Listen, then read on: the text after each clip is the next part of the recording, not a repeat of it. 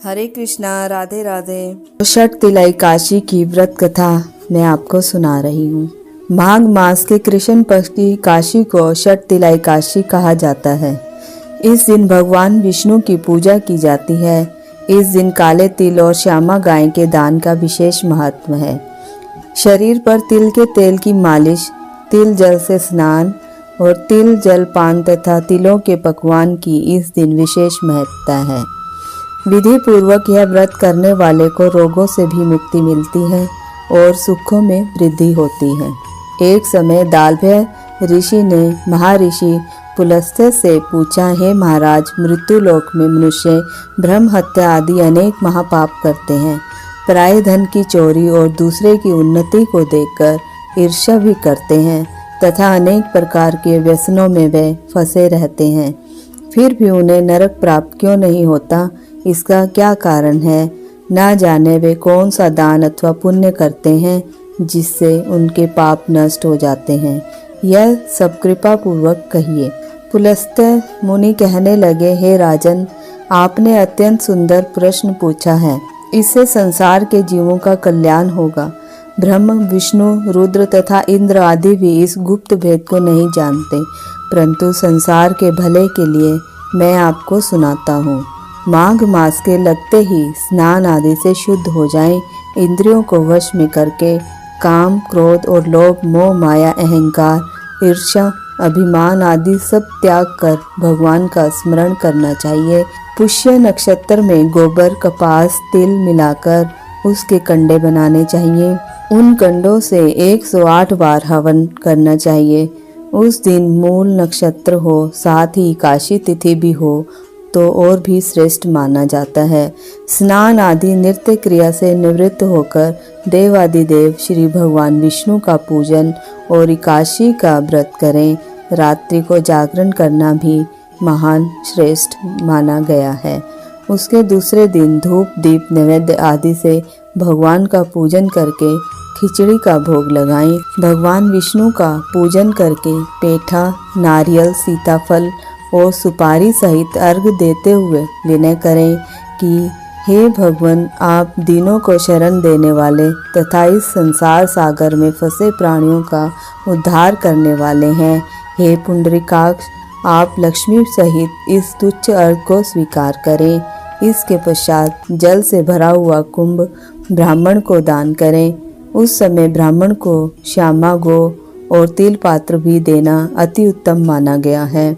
तिल स्नान और भोजन दोनों ही श्रेष्ठ हैं। इस प्रकार जो मनुष्य जितने तिलों का दान करता है उतने ही 1000 वर्ष तक वह स्वर्ग में वास करता है। तिल मिश्रित जल में स्नान, तिलों का उपटन और तिल मिश्रित सामग्री से हवन, तिल मिश्रित जल को ही पीना चाहिए और भोजन में तिलों का प्रयोग तथा तिलों का दान, यह 6 प्रकार के षठ तिला कहलाते हैं। इनको करने से अनेक प्रकार के पाप भी नष्ट हो जाते हैं। इतनी कथा कहकर पुलस्त्य ऋषि कहने लगे कि एक समय नारद जी ने भी भगवान श्री विष्णु से यह प्रश्न पूछा था और भगवान ने षठ तिलाई काशी का जो महत्व नारद जी से कहा था वही मैं आज तुमसे कहता हूँ। भगवान विष्णु कहने लगे कि हे नारद मुनि, मैं आंखों देखी एक सत्य घटना आपको सुनाता हूँ। तुम ध्यान पूर्वक यह सुनो। प्राचीन काल में मृत्युलोक में एक ब्राह्मणी रहती थी। वह सदैव व्रत किया करती थी। एक समय वह 1 मास तक लगातार व्रत करती रही, जिससे कि उसका शरीर अत्यंत ही दुर्बल हो गया। यद्यपि वह अत्यंत बुद्धिमान थी, फिर भी उसने कभी देवताओं के निमित्त धन तथा अन्न का दान नहीं किया। इससे मैंने सोचा कि ब्राह्मणी ने व्रत आदि से अपना शरीर तो शुद्ध कर लिया है और इसको विष्णु लोक तो मिल ही जाएगा, परंतु इसने कभी भी अन्न दान नहीं किया है। इससे इसकी तृप्ति होना कठिन है। ऐसा सोचकर मैं एक भिखारी बनकर मृत्यु लोक में उस ब्राह्मणी के पास गया। भिक्षा मांगी। वह बोली, हे महाराज, आप यहाँ किस लिए आए हैं? मैंने कहा, हे ब्राह्मणी, मुझे भिक्षा चाहिए। इस पर उसने एक मिट्टी का ढेला मेरे भिक्षा पात्र में डाल दिया। मैं उसे लेकर स्वर्ग लौट आया। कुछ समय बीतने के बाद वह ब्राह्मणी शरीर त्याग कर स्वर्ग में आई। मिट्टी का दान करने से उस ब्राह्मणी को स्वर्ग में सुंदर महल तो मिला, परंतु उसने अपने घर को अन्न आदि सामग्रियों से शून्य पाया।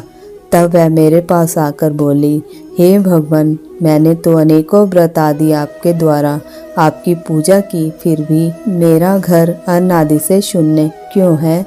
मैंने कहा, पहले तुम अपने घर जाओ, देवताओं की स्त्रियां तुम्हें देखने के लिए आएंगी, उनसे षटशिला एकादशी का पुण्य और विधि सुन लेना, तभी द्वार खोलना। भगवान के ऐसे वचन सुनकर वह अपने घर आ गई।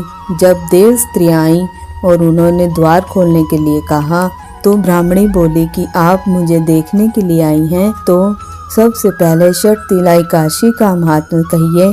तब उनमें से एक देव स्त्री ने षटशिला एकादशी का महात्म्य कह सुनाया। ब्राह्मणी ने महात्म्य सुनकर घर का द्वार खोला, देखा कि वह ना तो गंधर्वी है और ना ही वह असुरी है, वरन सांसारिक एक वृद्धा है। उस ब्राह्मणी ने देवियों के कथनानुसार षटशिला एकादशी का व्रत किया है।